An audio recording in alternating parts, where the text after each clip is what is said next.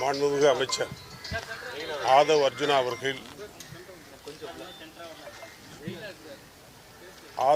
அவர்கள் அனைத்து இந்திய அண்ணா திராவிட முன்னேற்ற கழகத்தையும் திமுகவையும் சம்பந்தப்படுத்தி அவதூறான செய்திகளை சொல்லி வருகிறார்.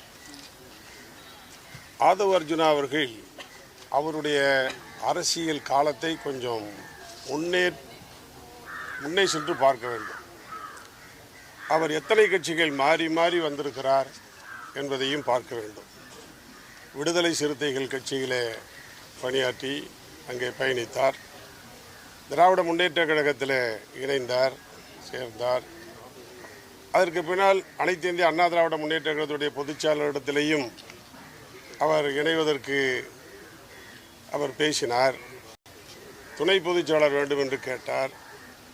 அதெல்லாம் மறுக்கப்பட்ட காரணத்தால் திராவிட முன்னேற்ற கழகத்திற்கு அவர் பயணித்திருக்கிறார். அவர் சொல்லுகிற குற்றச்சாட்டை நாங்கள் 100% மறுக்கிறோம்.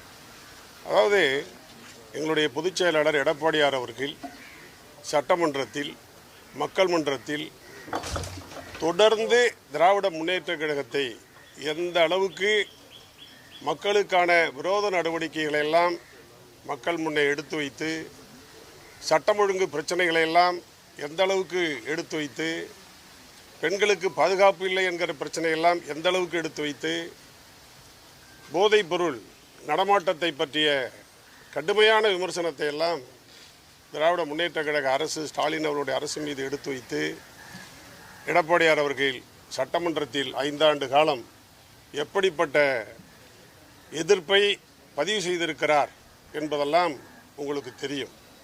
அதேபோல எழுச்சி பயணத்தில் தமிழ்நாடு முழுக்க பயணம் செய்து எடப்பாடியார் அவர்கள் திராவிட முன்னேற்ற கழக அரசின் அலங்கோலங்களை, சட்டவிரோத நடவடிக்கைகளை, மக்கள் விரோத நடவடிக்கைகளை, குறிப்பாக திராவிட முன்னேற்ற கழக அரசின் ஆட்சியினுடைய இயலாமையை, ஆட்சி நடத்துகிற மோசமான நடவடிக்கைகளை பற்றி கடுமையாக விமர்சித்திருக்கிறார்கள். இது மூளை முடுக்கெல்லாம் அவருடைய குரல் ஒலித்திருக்கிறது.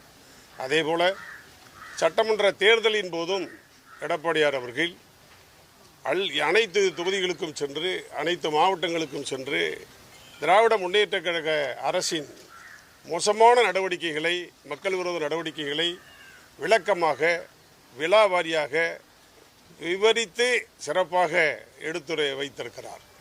இதையெல்லாம் எடப்பாடியார் அவர்கள் முன்வைத்த காரணத்தினாலே தான் இன்றைக்கு 53 தொகுதிகளில் எங்களுடைய கூட்டணி வெற்றி பெற்று வந்திருக்கிறது.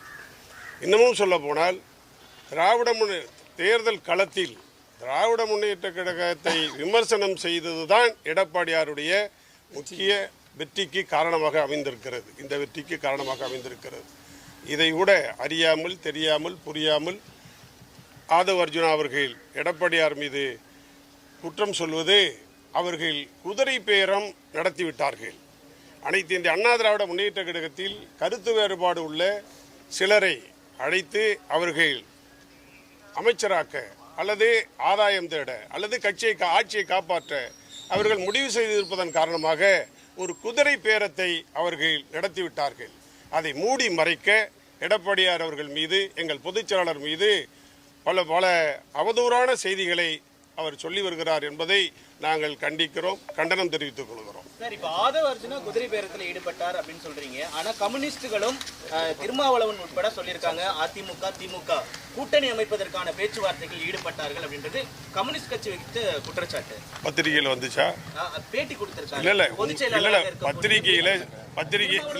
பத்திரிகையிலேயோ தொலைக்காட்சியிலேயோ அதிமுக சார்பில், அனைத்து இந்திய அண்ணா திராவிட முன்னேற்ற கழக சார்பில் நாங்கள் ஏதாவது கருத்து சொல்லியிருக்கோமா? எப்பயாவது பேசியிருக்கோமா? உண்டா? கிடையாது.